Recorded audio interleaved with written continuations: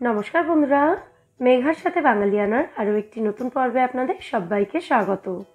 ধোসা খেতে আমরা প্রায় সকলেই ভীষণ ভালোবাসি। তবে এই ধোসা বানানোর প্রসেসটা যেহেতু বেশ লম্বা এবং বেশ সময় সাপেক্ষ, তাই বাড়িতে বানানোর থেকে অনেকেই ধোসা কিনে খাওয়াটা বেশি প্রেফার করেন। তাই আজ আমি নিয়ে এসেছি একটা ইনস্ট্যান্ট ধোসার রেসিপি, যেটা বানাতে চাল ডাল ভেজানো, ব্যাটার তৈরি করা বা ব্যাটার ফার্মেন্ট করার কোনো ঝামেলা থাকবে না। আজকে এই ধোসাটা আমি তৈরি করে দেখাবো সুজি দিয়ে। সাবেকি পদ্ধতিতে তৈরি ধোসার মতো এই সুজির ধোসাও কিন্তু দারুণ সুস্বাদু এবং খুবই মুচমুচে হয়। সুজির ধোসা বানানোর জন্য আমি এখানে 1 কাপ বা 180 গ্রাম সুজি নিয়েছি। ছোট দানা বা বড় দানা যে কোনো দানার সুজি এখানে ব্যবহার করতে পারেন। সুজিটাকে প্রথমে আমাদের গুঁড়ো করে নিতে হবে। সুজিটাকে আমি মিক্সার গ্রাইন্ডারে দিয়ে গুঁড়ো করে নিয়েছি। এবার এই সুজির গুঁড়োটা একটা বড় বাটির মধ্যে ঢেলে দিচ্ছি। এই বাটিতেই আমি ধোসার ব্যাটারটা তৈরি করব। যতটা সুজি নিয়েছিলাম ঠিক তার অর্ধেক পরিমাণে এর মধ্যে আটা দিয়ে দিলাম, মানে 1/2 কাপ আটা দিয়েছি আর 1/2 কাপ পরিমাণেই দিয়েছি টক দই। এবার পরিমাণ মতো জল দিয়ে এই সমস্ত উপকরণ খুব ভালো করে মিশিয়ে একটা ঘন ব্যাটার তৈরি করে নিতে হবে। তবে জল কিন্তু একবারে বেশি দিয়ে দেবেন না, অল্প অল্প করে জল দিতে থাকবেন এবং মেশাতে থাকবেন।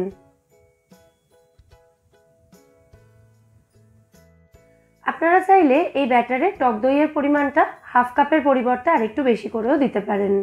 দেখুন, ঠিক এই রকম ঘন একটা ব্যাটার তৈরি করে নিয়েছি। এবার এই ব্যাটারটাকে ঢাকা দিয়ে 10 থেকে 15 মিনিট এটাকে এভাবেই রেখে দিতে হবে, যাতে এর মধ্যে থাকা সুজিটা ফুলে ব্যাটারটা ভালো মতো সেট হয়ে যায়।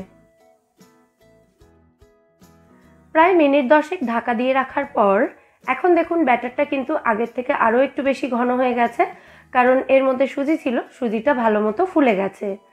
এই ব্যাটারটাকে আরেকটু পাতলা করার জন্য আমি এর মধ্যে সামান্য একটু জল আরও দিয়ে দিলাম। এখানে কিন্তু আমি রুম টেম্পারেচারে রাখা জল ব্যবহার করেছি। এবার এর মধ্যে দিয়ে দিলাম 1/2 চা চামচ মতো বেকিং সোডা বা খাবার সোডা। ভালো করে মিশিয়ে নিচ্ছি। ব্যাটারে টক দই দেওয়া ছিল, তাই খাবার সোডাটা মেশানোর সাথে সাথেই দেখুন ব্যাটারটা কিন্তু আস্তে আস্তে একটু ফুলে উঠেছে এবং এর মধ্যে অনেক এয়ার বাবলস তৈরি হয়েছে, দেখেই বুঝতে পারছেন আশা করি। এবার সবশেষে এর মধ্যে দিয়ে দিচ্ছি আমি স্বাদ অনুযায়ী নুন। তারপর আবার খুব ভালোভাবে মিশিয়ে নিচ্ছি। দেখুন, ঠিক এই রকম একটা কনসিস্টেন্সির হতে হবে ব্যাটারটাকে। খুব বেশি ঘন বা খুব বেশি পাতলা হলে কিন্তু হবে না। ব্যাটারটা রেডি হয়ে গেছে। এবার আমি ধোসাগুলো তৈরি করব। ধোসা তৈরি করার জন্য এখানে আমি গ্যাসে একটা তাওয়া ভালো করে গরম করে নিয়ে তার মধ্যে প্রথমে 1/2 চামচ মতো তেল দিয়েছি। তারপর একটা টিস্যু পেপারের সাহায্যে তেলটাকে পুরো তাওয়ার মধ্যে ছড়িয়ে দিচ্ছি। এবার এই তাওয়ার টেম্পারেচারটা একটু কমিয়ে নেওয়ার জন্য এর মধ্যে হাতে করে নিয়ে সামান্য একটু জল ছিটিয়ে দিচ্ছি। তারপর একটা ভিজে কাপড়ের সাহায্যে এটাকে মুছে নেব। ভিজে কাপড় দিয়ে তাওয়াটা মুছে নেওয়ার পর এবার তৈরি করে রাখা ব্যাটারটা আমি 1 হাতা মতো দিয়ে এভাবে হাতার সাহায্যেই ব্যাটারটাকে তাওয়ার মধ্যে ভালো করে ছড়িয়ে দিচ্ছি। তাওয়াতে ছড়িয়ে দেওয়ার পর ওপর থেকে কিছুটা তেল এভাবে ছড়িয়ে দিচ্ছি। এতক্ষণ গ্যাসের ফ্লেমটা কিন্তু লোতে রাখা ছিল। এবার আমি গ্যাসের ফ্লেমটা মিডিয়াম করে দিয়ে এই ধোসাটাকে ফ্রাই হতে দেব। যখন দেখবেন ধোসার ওপরের পোর্শনটা এরকম ব্রাউন ব্রাউন হতে শুরু করেছে, তখন বুঝতে হবে ধোসাটা হয়ে এসেছে। আর ধোসা ফ্রাই হয়ে যাওয়ার পর দেখবেন সাইডগুলো আপনা আপনিই কিন্তু তাওয়া থেকে ছাড়তে শুরু করেছে। এক একটা ধোসা ফ্রাই হতে 2 থেকে 2.5 মিনিট করে সময় লাগবে।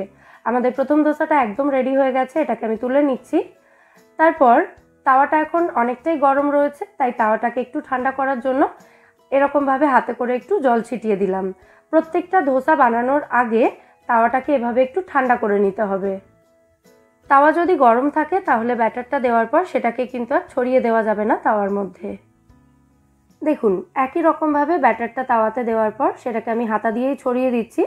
তারপর ওপর থেকে একটু তেল ছড়িয়ে দিয়ে ধোসাটাকে ফ্রাই হতে দেব মিডিয়াম ফ্লেমে রেখে। একই রকমভাবে সমস্ত ধোসাগুলোই তৈরি করে নিতে হবে। আশা করি আওয়াজ শুনেই বুঝতে পারছেন ধোসাটা কতটা ক্রিস্পি হয়েছে। আমার চ্যানেলে সাবেকি পদ্ধতিতে বানানো ইডলি এবং ধোসার রেসিপিতে আপনারা ধোসার আলু মশলার রেসিপিটাও পেয়ে যাবেন, চাইলে আপনারা ওখান থেকেই দেখে নিতে পারেন। আজকের এই ধোসাটা আমি সার্ভ করেছি একটা সিম্পল হোয়াইট চাটনি দিয়ে। এই চাটনির রেসিপিটা আজ আমি আপনাদের সঙ্গে শেয়ার করছি। ধোসার এই হোয়াইট চাটনিটা তৈরি করার জন্য একটা মিক্সার জারে আমি এখানে প্রথমে 1/2 কাপ পরিমাণে কুচনো নারকেল দিয়ে দিলাম। নারকেলগুলো আমি খোসা ছাড়িয়ে নিয়েছি।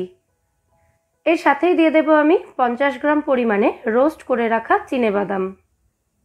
আর দিয়ে দিচ্ছি স্বাদ মতো কাঁচা লঙ্কা। আমি এখানে একটাই কাঁচা লঙ্কা দিয়েছি।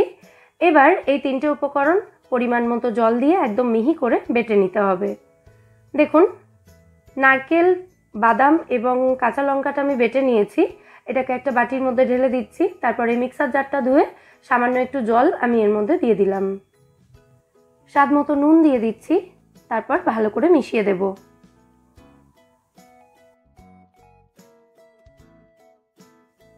এবার এই চাটনির তড়কা বা ফোড়নটা তৈরি করার জন্য একটা কড়াই গরম করে তার মধ্যে আমি 1 টেবিল চামচ মতো তেল দিয়েছি।